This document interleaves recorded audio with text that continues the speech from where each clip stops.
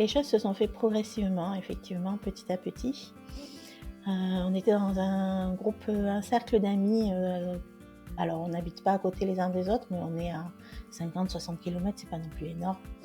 Quand Lia est née, qu'on a commencé donc tout ce qui était visite médicale, puis handicap, puis je dirais qu'au début c'était pas un souci, on a continué les invitations, les sorties, mais ça s'est fait petit à petit, Lia grandissant en fait.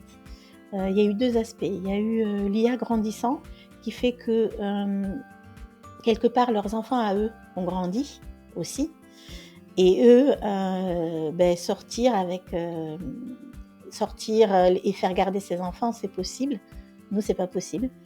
Donc effectivement, si on sort, si on va un week-end, on a Lia avec nous.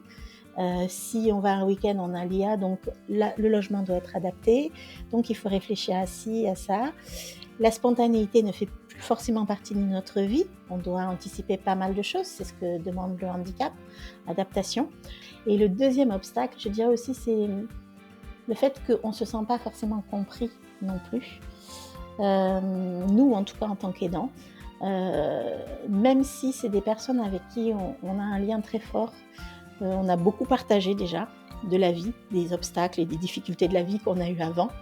Cette difficulté-là, il faut le vivre pour le comprendre, mais cette difficulté-là, la partager avec des personnes qui ne vivent pas la même chose, c'est difficile parce qu'on a des réactions, on a des choses qui peuvent de l'extérieur déboussoler, mais qui pour nous sont, on va dire, normales. Alors, je prends l'exemple des enfants, mais dans ce groupe d'amis, on a pratiquement tous des enfants de l'âge de Lia.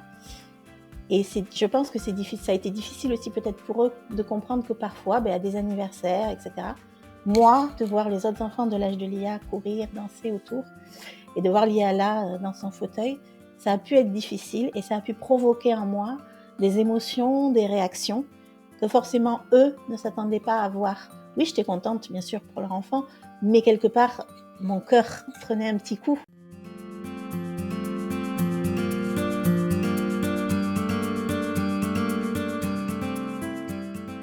Je pense qu'on essaie de protéger toute sa famille, donc on veut porter, surtout en tant que maman, j'ai l'impression qu'on porte beaucoup c'est beaucoup les aidants femmes en fait, qui portent beaucoup. Je pense qu'il y a la relation fusionnelle avec son enfant qui est petit, il y a tout ça qui joue, qui fait qu'on prend plus le recul. Et comment les aider?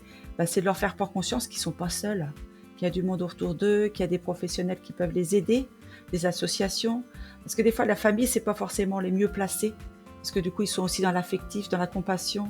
Et puis c'est compliqué, on n'a pas envie de les faire souffrir parce qu'on vit. On ne peut pas obliger quelqu'un à pousser la porte de l'association. On fait un journal, là, où on a demandé aux parents des témoignages par rapport à l'association. Et maman a expliqué qu'il lui a fallu un certain temps pour pousser la porte.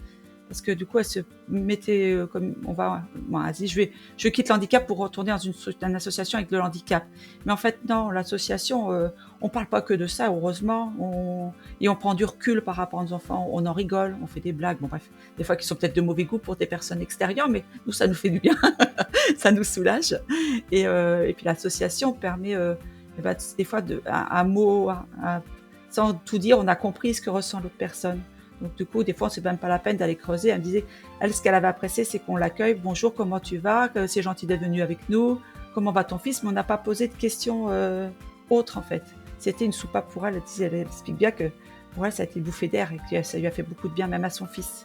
L'association, c'est sûr qu'on va comprendre tout ça. Il n'y a pas besoin de mettre des mots, on va comprendre, on va savoir ce qu'on vit les unes et les autres. Quand il y en a une qui est moins bien, on peut se soutenir et voilà, même quand on a des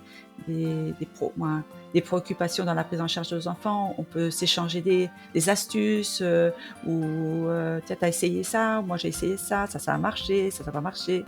Elle a été opérée par tel docteur, bon ça s'est bien passé. Moi après par contre il y a eu cet écueil-là, il faut faire attention. C'est important, c'est vrai que c'est riche, même si on parle pas que de ça, mais ça nous arrive d'en parler aussi.